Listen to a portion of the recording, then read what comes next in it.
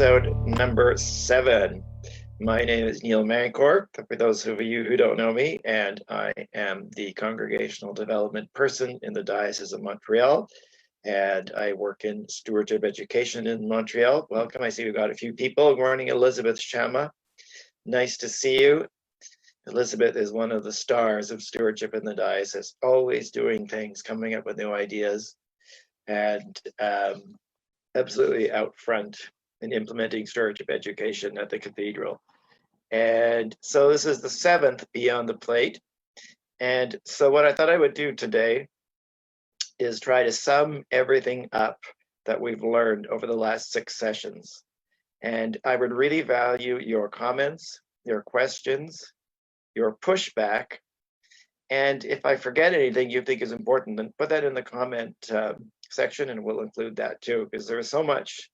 And so, just remind me if you think I forget something, because it all goes in, and we will remember that and write it down. And what I hope to do is take all of the stuff we've learned over the last 6 sessions and put it together in a way that you can access that and kind of write some of it down. It's some simple ways that we can implement things in our parishes and faith communities, because I think that is the great hope of all the stuff we've been learning about stewardship education, even right now during COVID-19, is there are lots of things that we can do that don't necessarily even take a lot of work, but little steps that we can take that can make a big difference in the life of your faith community and your parish. Morning, Jillian Doucette Campbell from the Diocese of Niagara, one of my rock star guests from a couple of weeks ago. I'm really glad you're here too. So as I said, for all of you, please do put in your comments and your thoughts and your questions. Let's have a conversation. And I want to start with a story. It's a story you all know very well. Remember when Jesus was at the temple in Jerusalem with his disciples, and one day he was there, and lots of really rich people were coming and pouring their big gifts into the drums there for the donations. They were making a loud clang. And then he saw one old widow, and she gave all the money that she had for the day. And she put her one coin in, and you could hardly hear the little ping it made as it went in to the donation drums.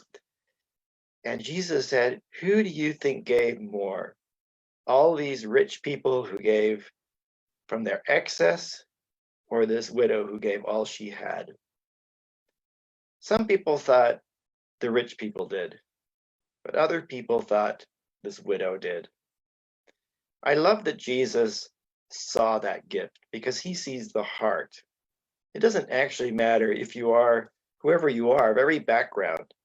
All the gifts that we give, given from our hearts, are valuable to Jesus.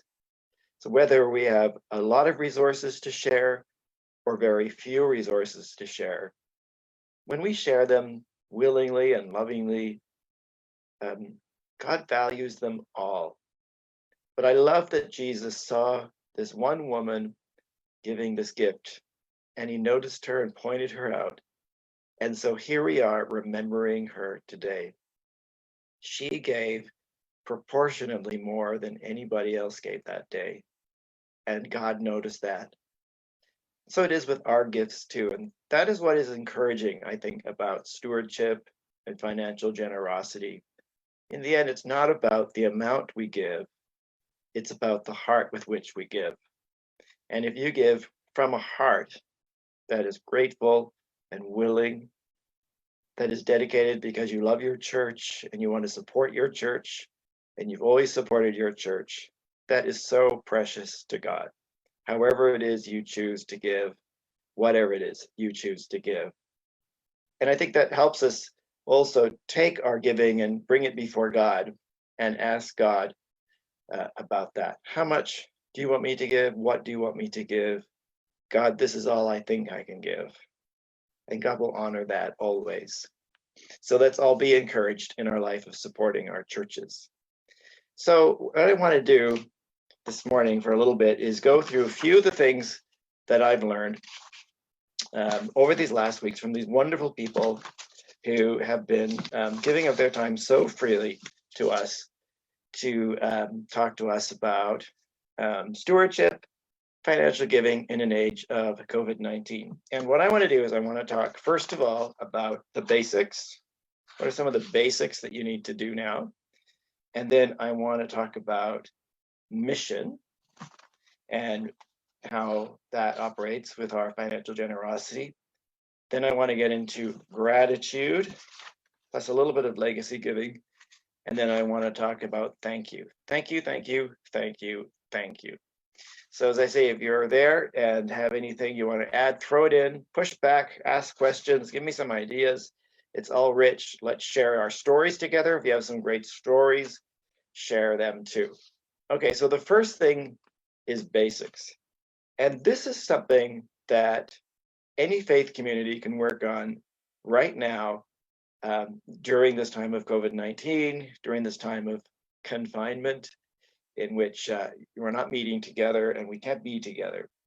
But what you can work on is the infrastructure of generosity in your church. We started this whole thing and called it Beyond the Plate, because clearly right now we can't pass the plate. And so we have to think about other ways to help people express their generosity to the church. And that, I think, is what stewardship is all about. It's not about asking for money. It's about helping people express their generosity, helping people express their faith through the spiritual discipline of giving. And people want to do that, and people do that in different ways. And so we need to have an infrastructure in place. And that will include things like envelopes. And if people are giving by envelopes and that's working for them, then that's great. But what we have to recognize is that in the environment in which we live, and that's just not about COVID-19, it's across the board, envelopes are really only one way that people give now. And that there is a whole generation of people who kind of live off their phones and live digitally and pay for things digitally, for whom giving by cash or even check just isn't accessible any longer. It's not how they live their lives.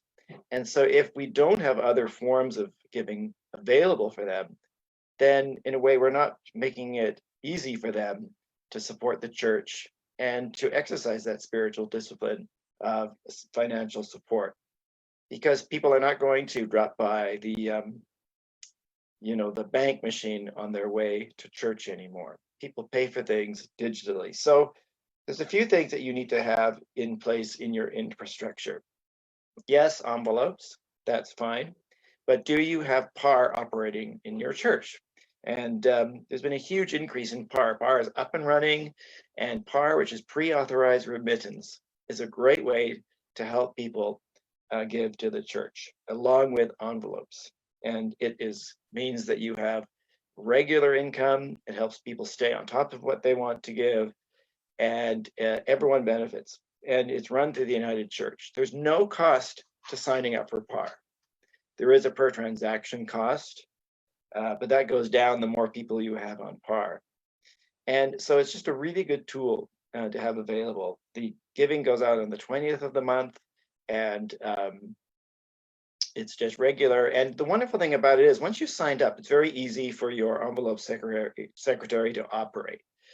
And you can change it really quickly as well. I used to, in the end, always just email our envelope secretary when I wanted to make a change. I just did it by email. He would email the PAR office in Toronto. So it was you're not committed for life, and it's not difficult to change. And I think if that's what worries people, they worry sometimes, will I not have control over my giving? And the answer is no, you still have control over your giving. And you can easily change that if you want to. If your circumstances change and you want to lower it, that's fine, you can do that. You want to increase it, that's fine too. So envelopes from PAR. But what about digital forms of giving? Some people are talking about e-transfers, and that's really a good option as well. Those are also free. When we've talked about that, we've often talked about the security aspect of that. So you do need to have a couple of people watching that, so you know that the money is going directly into the church's account and not someone else's account.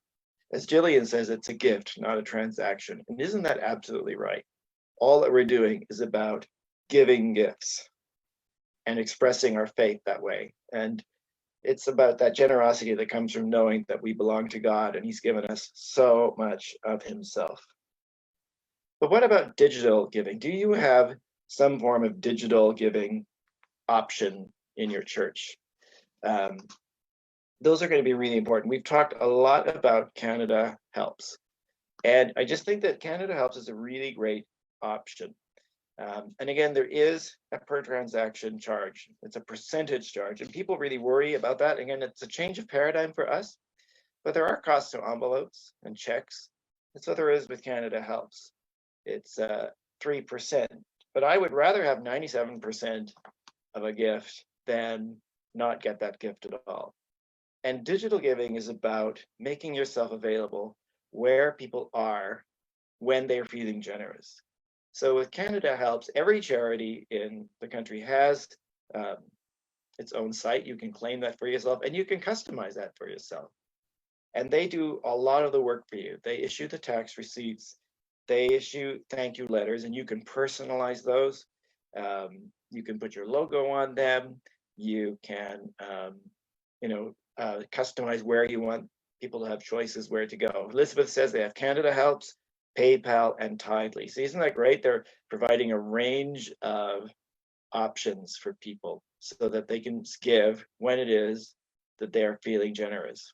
And that's the thing, because we have that sort of moment on Sundays when we pass the plate. Well, we're not having that moment right now, but we really need to be where people are.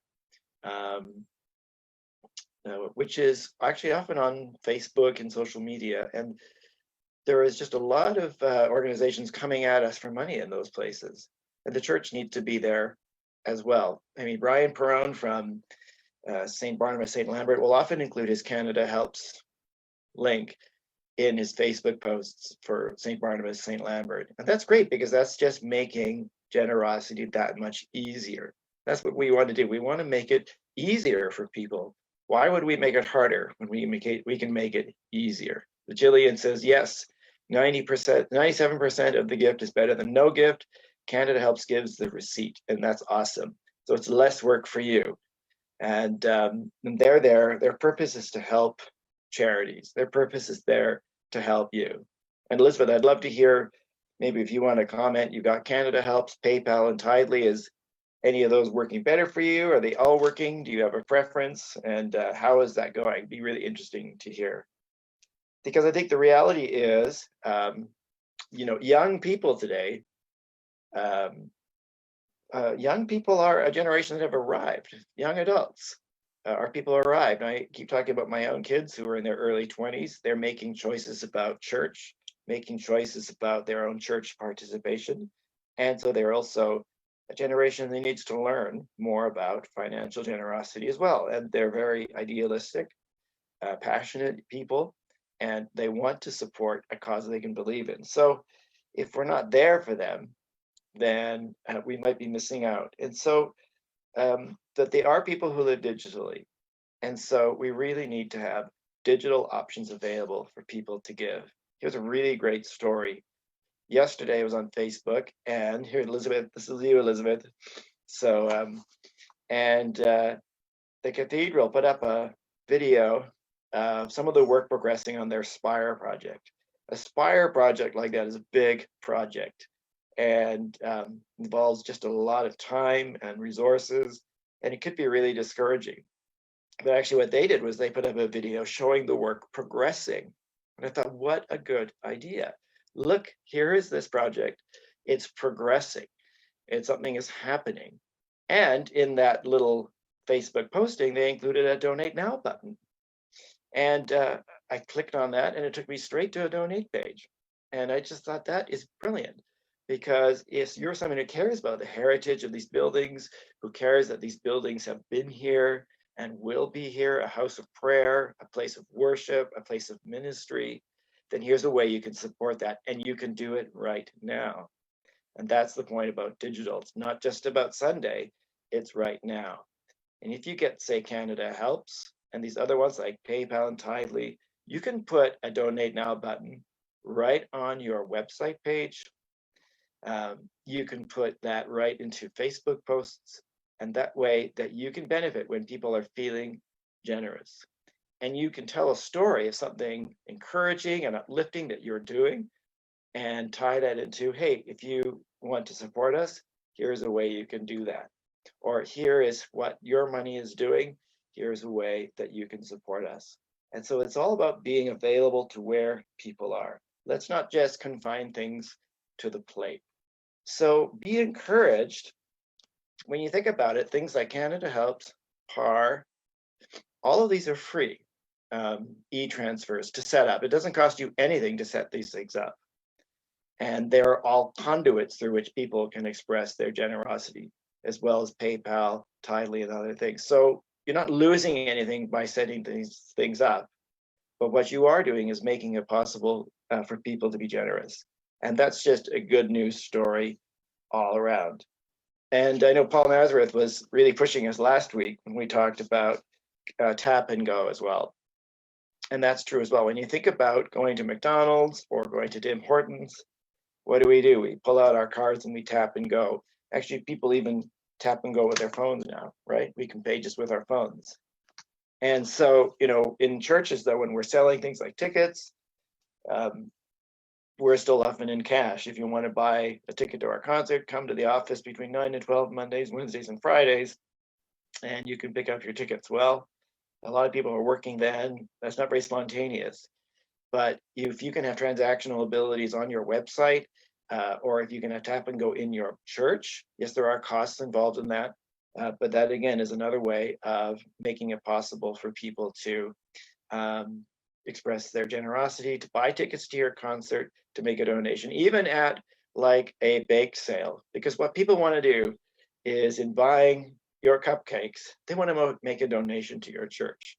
They don't want to just pay a quarter. They want to support your church. And this is just a way that they can do that. And so by having tap and go abilities, that's something you're making possible. So I think that's a really important thing to think about in your faith community. What are the conduits that you have now for helping people express their generosity to the church? The more you have, the more options you have, the more you're making it easy for them to do that. What else do I want to say? I wrote so many notes here. So I think as we look forward, churches that flourish are going to give multiple ways for people to give. That's going to include digital, and that's going to include tap and go options in the church itself. So one church apparently in England, they have a plate and they actually have a tap and go option right in the middle, and people pass the plate, they choose them out, and they tap and they pass it by. Now, these are very different paradigms than we're used to, but that's the reality of money now. And we might as well be there with everybody else, because we have someone awesome to proclaim in Jesus Christ. And people want to give their devotion to God. That includes financial support. Also on infrastructure, don't forget your lists. This is a good time for you to update your lists. Your phone list, your email list, your communication list, all those things, update those. Find out maybe some of the new people that have been coming through your Zoom services and your Facebook Live services. Check in with them, see if they want to be on your list. They're all people you can communicate with. And so it's really important to update that. So there's a lot of good things you can do. And even a small church can do all these things, and really weigh up what you're willing to do. If the costs versus the benefits of doing something like a tap and go. Weigh that up for yourself, but realize that in doing that, you are giving a gift to other people. And I think that's what's most important. You are making it possible for other people to give their gifts to God. And that is a beautiful thing to do. So it's not just about me and how I give, it's about how others give. And about some people who aren't even in your church yet, and making it possible for them to give. Got a couple of comments I want to pick up on. Elizabeth says we use Breeze for our parish records, including charity receipts. Tidely links into it, so I don't have to track the gifts, which makes it easy. We issue the charity receipt at the end of the year, along with a thank you letter. Of course, the thank you letter. Tidely has a new system that would be similar to a Square. We're looking at it now to see if it would work well for us. Yeah, so you're looking at that through Tidely. And Jillian has just put up an article about a church in Australia that uses the tap and go plate. So there it is, Cathedral's tap and go collection payments. Divide congregation. Well, it is a bit divisive. It's new. But, I often hear churches saying, we wish more young people would get involved in the church. And we would like young adults, let's say, to get involved, and many want to get involved. And yet we're often not making it possible for them to get involved in the most fundamental way, which is by supporting your ministry. And they want to support your ministry. They want to give their gifts to God. So make it possible for them to do that. So be thinking about the people who are not necessarily there yet, but who will be coming. Is there anything else I should say about basics? Those are the basics, okay? So it's the ways people give, your lists, your phone, your email, update those things and get these other ways of giving possible. Elizabeth is experimenting with a lot of that at Cathedral. You can always ask her. Yes, it's good to make all options for giving available. I mean, envelopes are great. And if that works for people, super. I wouldn't make envelopes available, though, for newcomers. I would sort of restrict those to people who now have them. But for people coming in, I would suggest PAR or Canada Helps or some other ways so that we can kind of phase envelopes out over time. But for sure, just have a range of options available. And as I said, most of them are free to set up. So why not? You've got nothing to lose and everything to gain. And what you're doing is giving a gift to somebody else. All right. This is true. Many of these apps do not have French. Canada Helps does. St. George's, St. Anne de Bellevue, a wonderful church here on the West Island, has a donate now button in English and in French. But that's true. Some of them don't have French. Okay, I'm going to move on unless anyone has anything else to say. Those are the basics that you need to, I think, implement now, and you can do that now. The second one, I want to talk about mission and ministry. Because when we think about mission, we really are thinking about the social value of our church. And one of the things we know is that ministry drives money. And so as churches, it's really important for us to be talking about mission. And I find that this is where stewardship and congregational development often meet. Because if a church is not involved in any kind of mission, other than putting on services and fundraisers, it's often challenging to put together a compelling case for support. But that is a really great place to begin a conversation and saying, well, okay, so how is it that you can be engaged in your community? Mission isn't just all about outreach. It's not about always doing the next thing and constantly, being active and doing, but it is about saying that we recognize as the church that we're not here just to have a club for ourselves, that in some way we need to share with the community around us. And that could be as simple as we have a beautiful parish hall, we're willing to share that with the community, that we're willing to invite the community in, maybe just for a meal or whatever it is, wherever you are, whatever it is that you think you can do. I know that many of us are tired. We've been running things for years and years, but a church with some kind of clear mission and sense of mission that's going to be locally expressed, I think is a church that will attract more interest, it'll attract more participation, and is going to attract generosity. So be looking around your community and see what some of the things you can get engaged with. I was really impressed with All Saints by the Lake, for example, who paired up with a local Inuit mission in Dorval. That's a really great partnership. And that's something that they're passionate about. That's something that's really important that the church cares about. And it's just a connection that they could make that gives them joy in ministry and will, bring more partnership to them. And whatever it is you do, I think there are a lot of great stories in all our churches.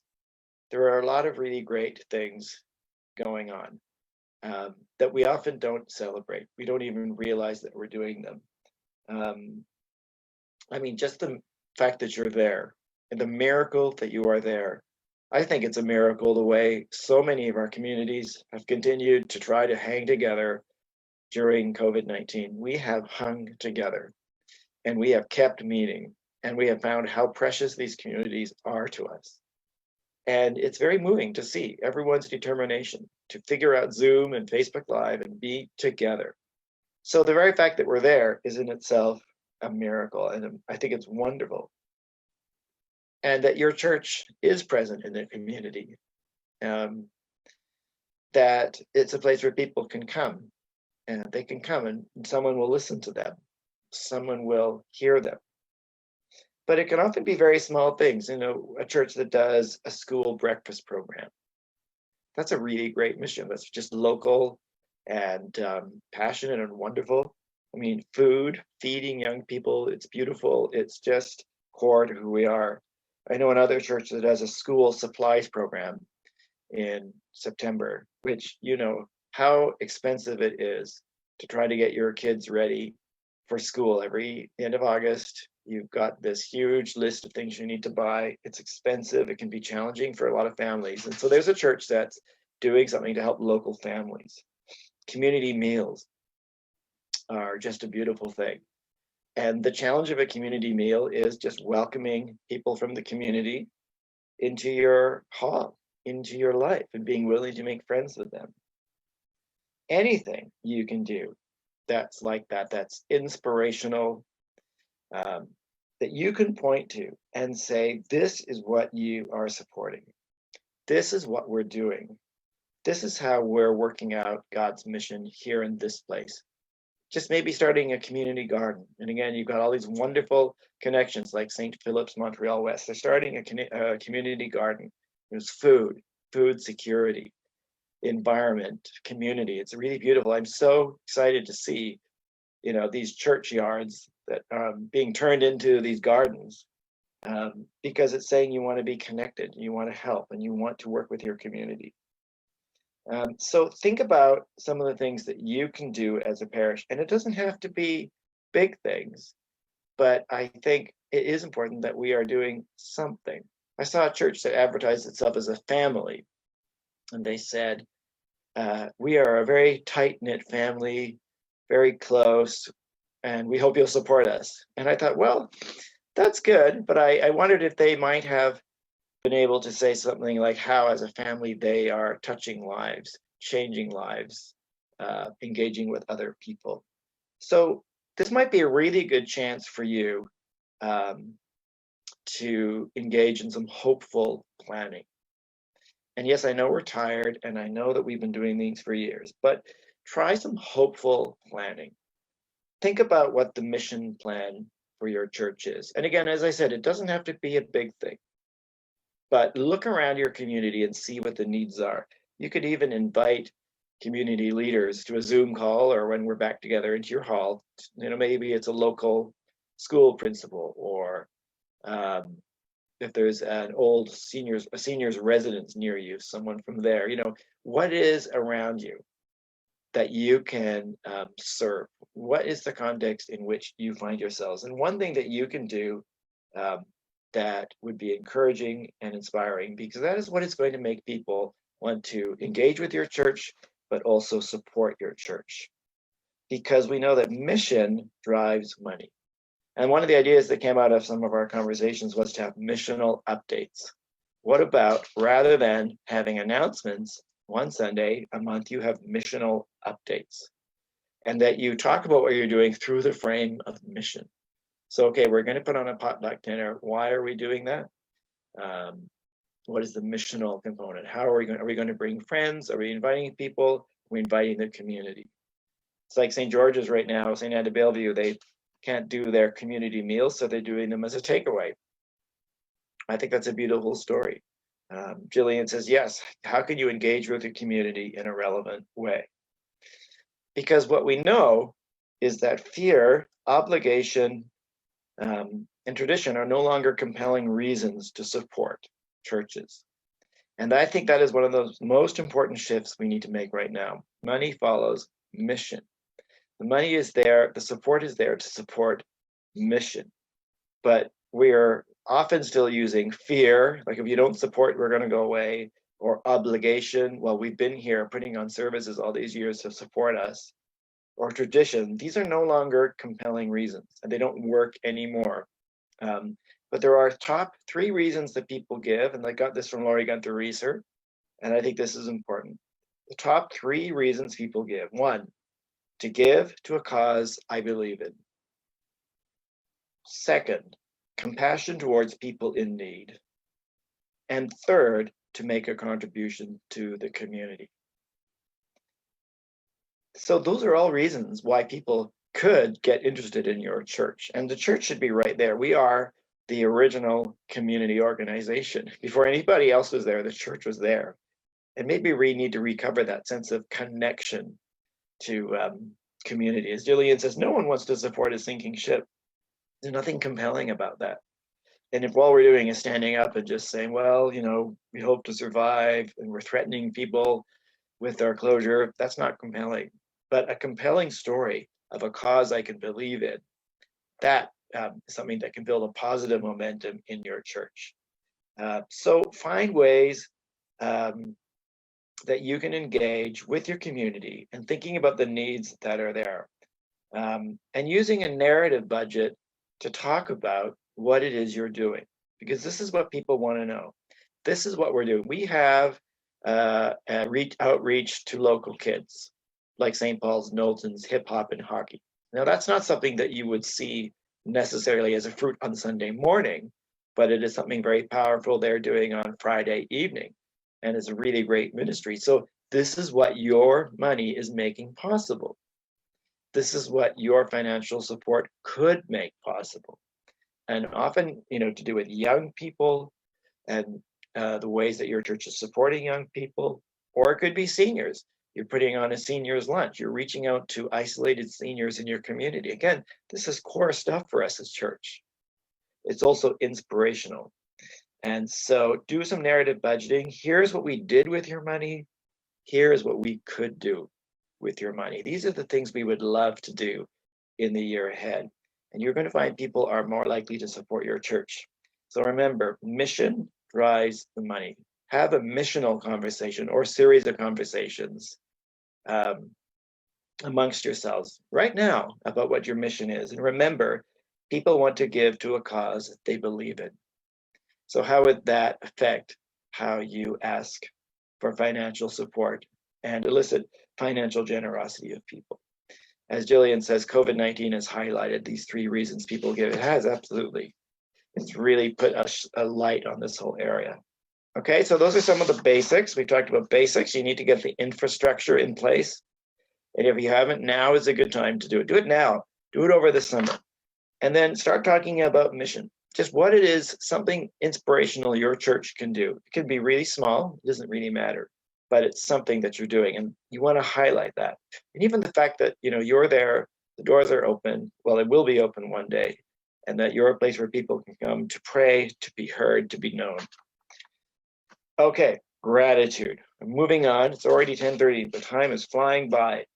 And if you have any more comments or questions, include them. I want to hear your stories and hear what's working for you, what's inspiring you. Gratitude and generosity. So here's the next thing. I said that mission drives money, and we talk about gratitude as the gateway to generosity. Gratitude is the gateway to generosity. And I really think that in a way follows on from everything that we've been saying, that an attitude of gratitude rather than obligation is something that is just so compelling and so uplifting. And it really encourages financial generosity. And so we want to think about gratitude in a couple of ways. One is gratitude for your faith community and everything it means to you, and also gratitude to God. So in a way, gratitude is a spiritual discipline. And we know that being grateful and having a heart of gratitude is good for your mental health, it's good for your physical health, it's good for our communities as well.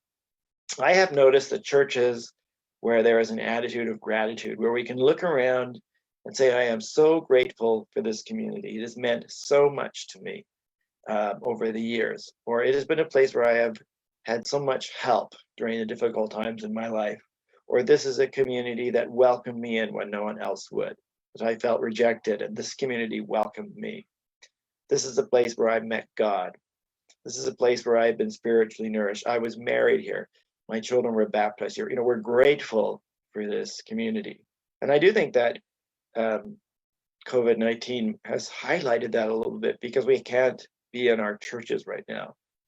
And I'm sure it's for you the same as for me, but I've really missed being in the physical space of a church with the people of God. And sometimes we can become more aware of flaws. We think the church is creaky or dusty. Maybe we don't quite like the people. We see them as imperfect. And suddenly you realize how much we love these people, how much we love these buildings, how much these communities of faith mean to us. Gratitude. Let's develop a culture of gratitude in all our churches. And again, that's something that you can do right now.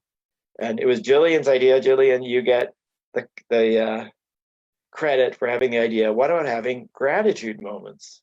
Again, we talked about having mission moments in your announcements. What about having gratitude moments? Because that is so much better than obligation as a way to express, financial support. Obligation just is heavy.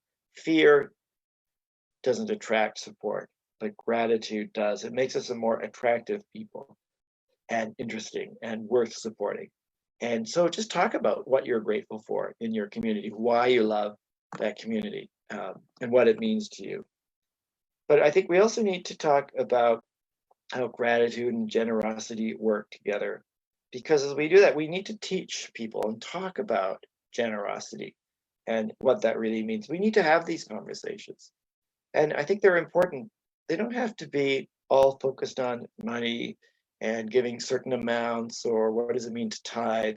I mean, as Paul Nazareth said, God's love is limitless.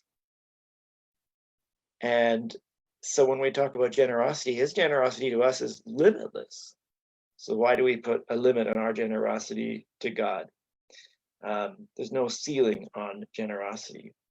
And so I think that gratitude, generosity, they're come down to our relationship with God and thinking about what is it that God has done for us? How much has God given us? So what can we give back to God? Because ultimately, all giving is giving back to God. And that's how we need to see that. I had a very beautiful story of a gift that was given at a church I was at as the priest. And a woman came to the door and she gave me a check for a very large gift. And she was doing it because God had done something beautiful in the life of her family. And she was overwhelmed with gratitude at what God has done. She was radiant with joy because God had done this beautiful thing, and she wanted to thank God. And that to me is the heart of all this stewardship and generosity and gratitude. And to grab that sense of, wow, God, thank you so much for doing this beautiful thing in my life. And she wanted to thank him, and she did by making a donation to her local church, which happened to be our church. So yeah, the church benefited from that, but we didn't campaign for it or anything else. We were just there. And those are those beautiful moments. As Jillian says, we give faithfully and generously as a testament of God's faithfulness to us. Absolutely, isn't that right? So think about having a gratitude moment in your service. Because I've noticed that churches where there is an element of gratitude, where we're just grateful, has a different atmosphere than churches that are kind of down and complaining. And there's a lot that you can be grateful for. Be grateful for each other. Be grateful for what God has given you. And just recognize what God has done and live into that. Because I think that can make a huge difference. And again, gratitude also now towards the donors. So this is my next thing. We talked about the infrastructure. So get the infrastructure in place. We've talked about mission driving the money. So we want to express our social value. What is it that your money is able to do? And we talked about gratitude, having that heart of gratitude. I want to talk about thank you. Thank you, thank you, thank you, thank you, and thank you. Thank you, thank you, thank you. According to Jillian, it takes 7 times before someone feels properly thanked. And this is, again, something every church could do. But the power of thank you is something that across the board, everyone is talking about in the charitable sector, everywhere. All our guests talked about the importance of the thank you. And it is very powerful. Thank yous need to be timely, they need to be meaningful, and they need to be significant. You should always have thank you cards ready to go in case a gift comes in, a major gift comes in that someone wants to give, and you thank them right away for that. And it just makes all the difference. It's personal, it's addressed to the donor, signed by the priest. Thank you for your gift. Because of your generosity, we are able to do this. Because of your gift, this is what your money is doing. This is what we've done with the money. This is what we can do with the money. Thank you. Thank you. Thank you. Again, Canada Helps sends out thank you cards or thank you notes, and you can personalize those to your church. You can thank people who didn't give money, but have given in other ways. I love to tell the story about the thank you I got from the cathedral. When I started working at the diocese, which is right next to the cathedral, I did some of their noonday Eucharists. I don't think I did more than about 2 a month. And then my schedule changed. I wasn't able to do them. They sent me a thank you note. And it was very interesting the way they tied what I had done into the mission of the cathedral. Because you did that, people were able to come and find spiritual solace in the cathedral. And you helped us carry out our mission to be a spiritual oasis in the heart of Montreal. I mean, how brilliant is that? Because it tied what I did into their mission. It acknowledged what I did. And they took the time to write that letter to me and connect to what I was doing. It wasn't any money. It was some midday Eucharists.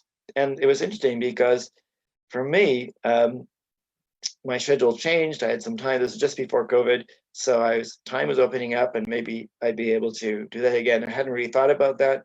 And of course, getting that very gracious card made me think, yeah, I would like to actually start doing midday Eucharists again at the cathedral. I'd be really willing to do that. That's the power of a thank you. It makes people more likely to want to support you again. It acknowledges their gift. It honors their gifts.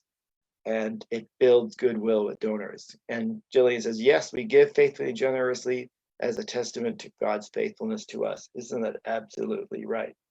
So you would need to build thank yous into your parish stewardship program. And we got some really great stuff. Paul Nazareth last week talked about the importance of 3 points in the year in which we have to express thanks and reach out to our donors: January, August, and November. To remember that, January, August, November, and to be really in there, expressing our thanks and reminding our donors that we're here. Why those times of the year? Well, January, of course, is tax receipts. So, of course, you're going to put a thank you letter in there. I got a really nice thank you letter from my old church after I left. I'd been obviously supporting my church, then I left, so I stopped. When my tax receipt came, I got a tax receipt and a thank you letter. And they wrote the thank you letter from the point of view of the youth group. And again, said, because of your financial support, we were able to do X, Y, and Z. And I just felt so pleased and so honored by that letter. And it made me think, wow, so, my support was going somewhere. It wasn't going into a hole somewhere, but it was being used for something that was aligned with my values. See, that's the power of a really good thank you letter. So January, tax receipts, automatically put a letter in there. But then they say August. Why August? Towards the end of August, we want to write to all our donors and thank them for helping us get through the summer. Thank them for their faithfulness in the summer months as we prepare for the giving season in the fall.